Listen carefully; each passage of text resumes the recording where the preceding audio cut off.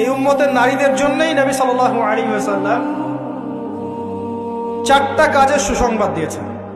4টা কাজ করতে পারলেই জান্নাতের যে কোনো দরজা দিয়ে ইচ্ছা তারা প্রবেশ করতে পারবে।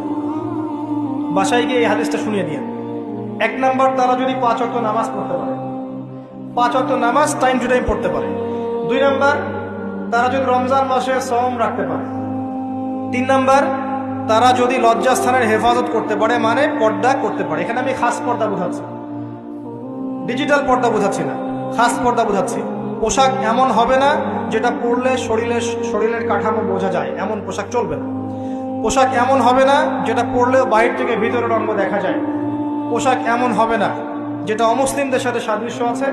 আর পোশাক এমন হবে না যেটা পুরুষদের পোশাক। তারা যদি তাদের লজ্জাস্থানকে হেফাজত করতে পারে। আর 4 নাম্বার, যদি স্বামীর আনুগত্য করতে পারে।